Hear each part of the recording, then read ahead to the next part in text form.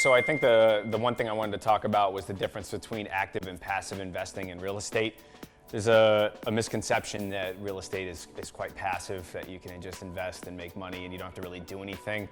And that's not the case unless there's very few types of assets where you can invest in it, a management company can take it over, and then you sit back and collect mailbox money. If you're looking to drive returns and get above average or significantly increased returns, you're gonna have to get your hands dirty, and it's a business. So you gotta run that business in a way where you're driving employees, you are driving performance of the asset, you are constantly monitoring projects regarding the asset, and it's this illusion that you can buy a property and then it's just gonna pay you. So for me, I built a business around operating real estate, and then the reason I did that was to get an edge in the marketplace and also finding assets that are tough to manage, that you actually have to have a team and you have to analyze how you're going to add value to the property through construction, through capital improvements, through good management systems. And these are processes and systems that you just can't get away from, just like any business that you're gonna build. Now there's the types of properties that you can invest in where you have triple net leases, where you can buy a McDonald's on a land lease and they gotta pay you a check, but the returns are low. And because there's no management inefficiencies there, it's really the property or the asset's gonna go to the highest bidder. So that there's not a lot of opportunity for value add with that. But it just depends on what your appetite is for investing. So the alternative with passive investing is finding a partner or someone that's going to take on the responsibilities. They're going to find the opportunity or the property. They're going to know the business. You invest in that person, and then you hopefully get a return. You're entrusting your money with them, and they're going to generate a return on the investment. Now, the way I look at it, this is how I am building my business, by taking on investment from other people. And as I raise capital, for me, I think about, okay, hey, how would I want to invest in somebody, and why would I invest in someone else? And the main thing is, where I have passively invested in other people, is that I want to know, is there an advantage? Is there an edge? Is there a niche? Is there something where I'm getting in on the inside of the investment where I know I have a high probability of success versus someone else that, they're just moving money around, buying assets with really no advantage, and I'm just standing in line waiting for a return, but I don't see really any value creation through the business. With the market going up like it did, pretty much anyone that bought any real estate was successful the last 10 years. And I believe that's shifting right now in September, October of 2022. So what I'm thinking is, I want to share that as a business owner and investor, the difference between us and some of the other syndicators or sponsors or general partners is that we're fully integrated, and meaning that we have a construction department, we have an accounting department, we have an operations department and with management, and we run a call center, we understand the markets that we're investing in. And also, we're keeping our eyes on the performance of the assets and adapting as the market changes. If our customers aren't renting units, we have to lower the price of the unit. If there's a compelling reason for someone to want to move into our units. So we're going to have to find out, if we need to offer concessions for our units and get people in there. But at the end of the day, it's about choosing the right asset class in the right timing in the marketplace. I don't want to be in office space right now, because office, since COVID, has gotten decimated. More people work from home.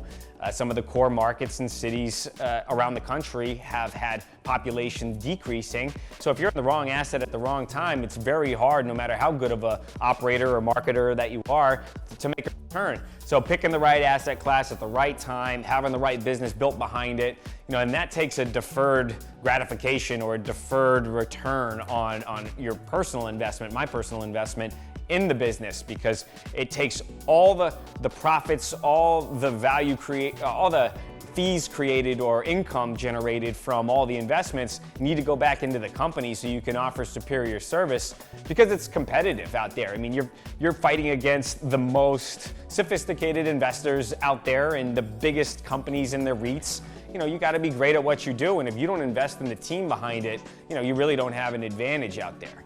So as an owner, some of the big challenges that I come up against, or at least some of the key strengths I believe a leader needs to have, are being able to see the big picture. What got me to where I'm at doing all the little actions to build up my business had to stop, where I needed to start empowering other people to do those things. And for me, it was about getting clear and staying clear on exactly the priorities that need to be accomplished. There's so many distractions, and I think the greatest business people out there and the greatest leaders are the ones that can see through a lot of the distractions, the drama, the chaos that's going around. They can see what needs to be accomplished, and then they'll fight like hell to execute on that. No matter how many things are going on and how much stress is in their life, these operating under stress, and operating with pressure, these are the qualities that a leader needs to have in order to execute in times where there's a lot of uncertainty, a lot of volatility, or just a lot of chaos where you're building something and the structures aren't in place. That's what a leader needs to do, and that's what I try to embody, and I'm trying to learn how to be this type of, have this archetype of this type of leader, so I'm not responding, I'm proactive, and I see how I'm gonna navigate this entire landscape of the company, where now if I make a decision, I have an entire wake of people, 65 employees and $100 million in capital behind me that is affected by those decisions. So focusing on my health, focusing on my mental well-being, being clear on exactly what I want and what I value and how that translates to the company is essential now at this stage. Because I can see as a leader, if you can't control your emotions, you can't control your money, you can't control your company, and then you got to lead from the front. Because people are going to follow your example, just like a child with a parent. If you're not leading by example, they're gonna embody, or they're going to emulate how you act, not what you say. That's human nature. So as a leader, I'm living what I believe is our mission, my focus, living my values, what's important to me, and then believing that's going to really influence the company more than anything. And that's why I want to put out this type of content so people understand this is the brand, not Jeremiah, but Patriot in general. This is a brand, this is a reputation we're building, and it takes time to build that trust with people.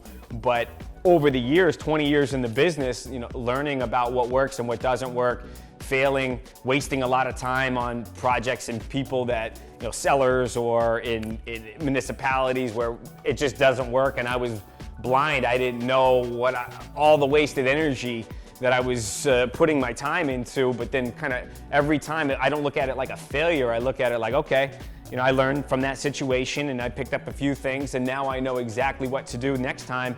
But I think the process that really, really helped me was eliminating all the crap that really didn't work.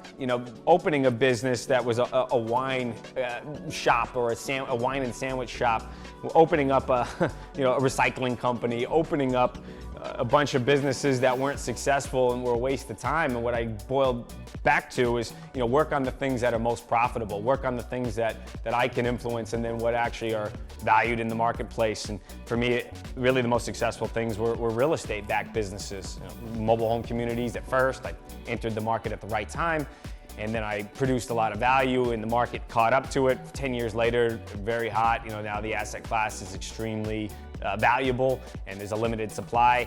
And then, being ahead of it with storage in suburban markets. Now the value is being recognized, and larger companies are pursuing these assets, but trying to be a step ahead of it, and having that edge in the marketplace is I think really important, because you're putting your energy in the right projects, but it takes time. It's like you don't have the vision, you don't have the clarity to be able to do these types of things until you fail. You fail, you learn. And then managing people, the big part of a leader is looking at human nature. So when I'm able to see inside people and I understand what's really driving them and their motives, then I can understand how the vision of my company, or how I add value to someone, how that I fit in with that person, and how that person fits in with me in the plan that I'm creating, the strategy that I have. So that's been a challenge, because at this stage of the game, with as many assets as we have and the size that we're at, it comes down to key people in positions of leadership, where either they're employees or they are subcontractors.